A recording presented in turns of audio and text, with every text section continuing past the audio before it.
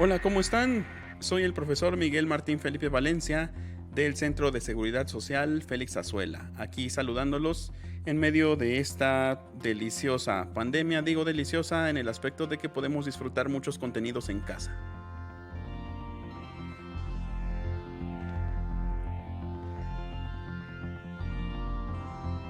Está sonando de fondo un poco de música de Kraftwerk para ambientar esta plática que les voy a dar en la Semana del Adulto Mayor, por supuesto, que es un poquito pues de cultura general, en el aspecto de que ya saben, yo soy quien da la clase de inglés, pero en esta ocasión pues no va a ser propiamente algo muy técnico, sino más bien vamos a conocer un poquito la historia de la lengua inglesa y en qué se parece a algunas otras lenguas.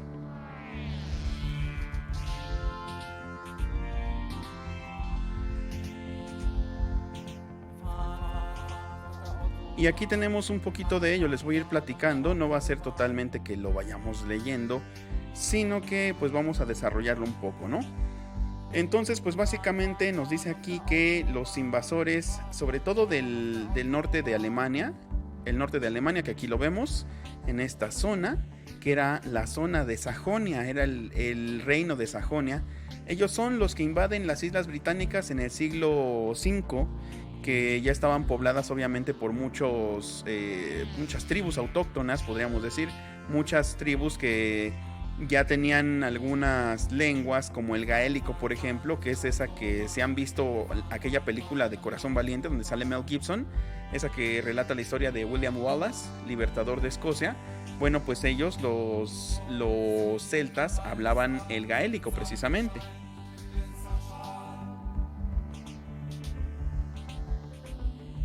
Y entonces pues nosotros vamos a ir viendo más o menos cómo es que el inglés va naciendo como lengua. Porque obviamente pues no estaba constituido cuando ya había lenguas que se estaban hablando. De hecho, como por ejemplo el español, que fue una combinación entre las lenguas autóctonas que había en la región y el latín, que lo hablaban los del Imperio Romano, ¿no? Que fue una lengua que impusieron ellos. Entonces, pues dice aquí que ya en el siglo VI, pues finalmente también llegan los romanos e importan el latín, digamos que en el siglo VI dejan su impronta, dice aquí, o sea, imprimen como que su sello, y entonces lo que era el Old English, que aquí lo están diciendo, el inglés antiguo, pues no inventa cosas, digamos, esto lo diferencia mucho del alemán. ¿Por qué? Porque el alemán es una lengua que nació en una región que estaba apartada del resto de Europa prácticamente, una región que se le llamaba la Selva Negra, y entonces era un bosque muy espeso, que digamos que a las primeras tribus alemanas pues las hizo desarrollarse aparte. ¿Esto en qué influyó? En que ellos inventaban sus propias palabras, en que ellos no tomaban raíces latinas ni raíces griegas, sino que ellos tienen otra forma de nombrar las cosas en general. Algunos préstamos sí, pero en general tienen muchas palabras que no se parecen a nada de lo que conocemos en otras lenguas como cognados. Ya saben que los cognados son esas palabras que se parecen en un idioma y en otro, ¿no? Pero, por ejemplo, para que se den una idea, yo he visto, digamos, estudiando las ciencias sociales, que el término cambio social en alemán es Weltanschauung, cosa que no se parece para nada a las raíces grecolatinas, ¿no? Pero entonces el inglés lo que hace es agarrar muchísimos préstamos de otras lenguas que lo influyen. En este caso, por ejemplo, vemos que aquí dice que en los ámbitos de la enseñanza, la cultura y la religión, pues se agarran términos como minister o como school, que vendrían a ser ministro, o schola, que vienen directamente del latín. Y también dice aquí que, por ejemplo, ya para el año 1066, los normandos, guiados por Guillermo el Conquistador, colonizan las islas, estas islas británicas, estas islas donde estaban las tribus bretonas, digamos. Y entonces el francés se convierte en el idioma oficial por imposición, pero sin embargo se sigue desarrollando el inglés. Digamos que aquí estaríamos hablando del inglés medio. Y entonces también toman préstamos para el inglés, también toman préstamos del francés, como estas palabras que tenemos aquí, como por ejemplo govern, govern, que en francés sería gouvern, que sería gobierno, por ejemplo, o brace y mouton, que se convierten en brace y mutton, tienen que ver con la cocina. Por ejemplo, braise es abrazar, es decir, cocinar a las brasas, y mutton es la carne de cordero.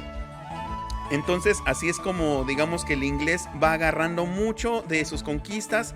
Por supuesto que también es clave cuando William Shakespeare empieza en el siglo XV a exportar sus obras de teatro por toda Europa, que se empiezan a traducir a diversos idiomas de Europa. Entonces, digamos que como que hay una retroalimentación, y se dice que al principio en el inglés medio, digamos, en la Edad Media, digamos, en el oscurantismo, había un diccionario de inglés así muy, muy precario con unas 5,000 entradas, pero que después de Shakespeare esto subió como a 15,000 o hasta 20,000.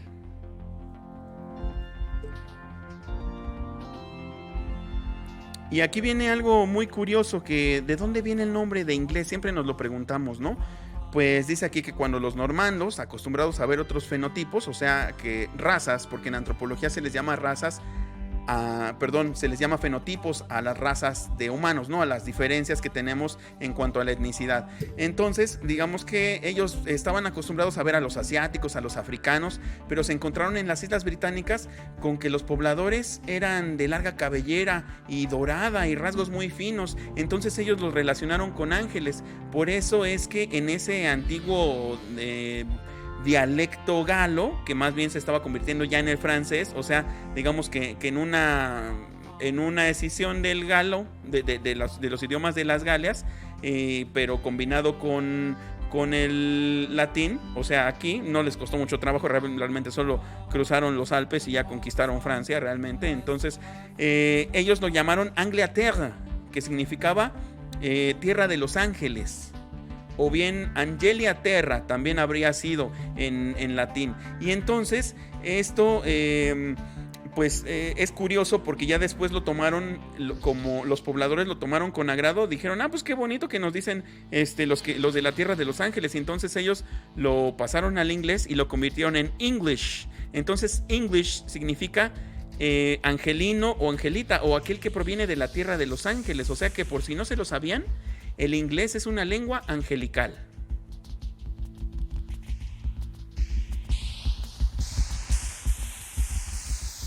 Aquí tenemos el arbolito en el que está el inglés. Aquí está situado el inglés moderno, que vean que viene de la rama de las lenguas germánicas del oeste. O sea que es hermano directo, por ejemplo, del frigio, del holandés, del flamenco, y también, por supuesto, del alemán. Y obviamente aquí, bueno, el afrikaans, para que por si no lo saben, es una combinación curiosa, es una lengua híbrida entre las lenguas africanas como el zulú, el bantú, el swahili, con el holandés, que se da en Sudáfrica por cuestiones de contacto también entre gente que habla distintas lenguas. Y pues lo que han preferido es, o no lo que han preferido, sino que lo que ha nacido de manera natural, es un idioma nuevo y combinado que se llama el afrikaans.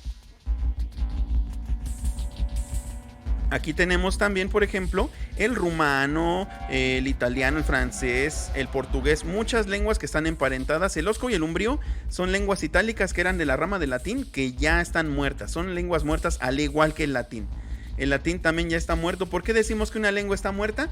Porque ya no hay comunidad que se comunique, valga la redundancia, desde chiquitos, que aprendan como lengua materna este código de comunicación. Yo siempre digo a los alumnos, si ya no se piden las tortillas en un cierto idioma, ese idioma está muerto. ¿Por qué? Porque con esto me refiero a la cotidianidad. Por ejemplo, el español obviamente es una lengua viva porque lo aprendemos desde chiquitos y nos comunicamos solo en español, ¿no? Me refiero así como comunidad a la hora de ser chiquitos, de nacer, por decir, y de interactuar con nuestros papás y con nuestros familiares. Pero aquí hay muchas lenguas muertas y todas están emparentadas, todas. Fíjense, por ejemplo, las lenguas eslavas del oeste, como el polaco, el eslovaco o el checo, aunque no lo crean, están emparentadas también con el urdu, el hindi, el bengalí, el punjabi, el singalés, que son lenguas de la India.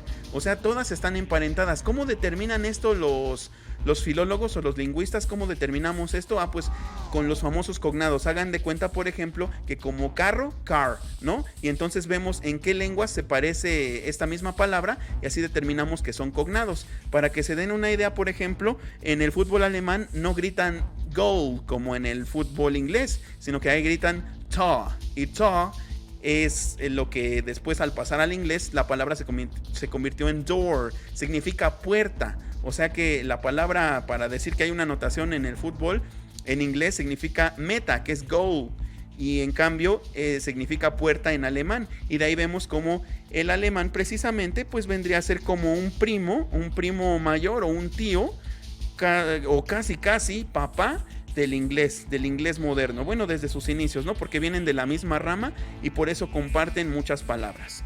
Y bueno, pues finalmente aquí tenemos Eurasia, lo que llamamos Eurasia, que es obviamente pues el conglomerado de Europa y Asia.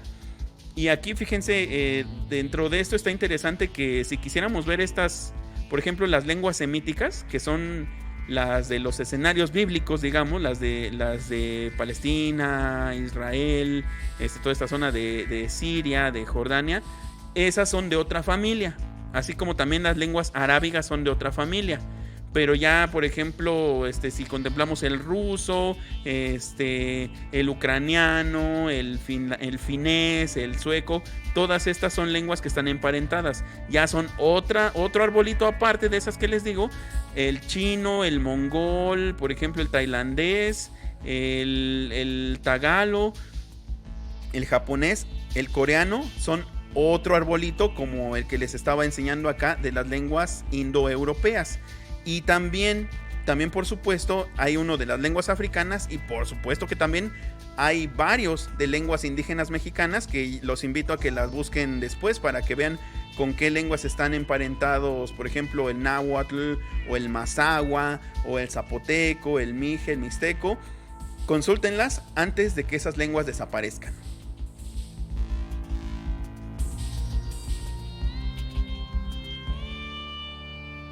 Y bueno, pues con esto nos despedimos. Espero que les haya gustado este video, que es un poquito, les digo, de cultura general. No es propiamente aprender inglés, pero yo considero que todos los cursos de inglés deberían empezar con esta introducción para que nos sea un poquito más amigable el aprendizaje de esta lengua. Y si estudian un curso de inglés y no les enseñan esto, exíjanlo, porque pues no viene mal. Y ahora igual y ya pueden presumir que saben de dónde viene la palabra inglés cuando les pregunten en algún lado, o incluso si no les preguntan, para sorprender a sus cuates. Así que muchas gracias por su atención. Recuerden, estamos en la Semana del Adulto Mayor en el Instituto Mexicano del Seguro Social y soy el profesor Miguel Martín Felipe Valencia del Centro de Seguridad Félix Azuela y les digo hasta pronto.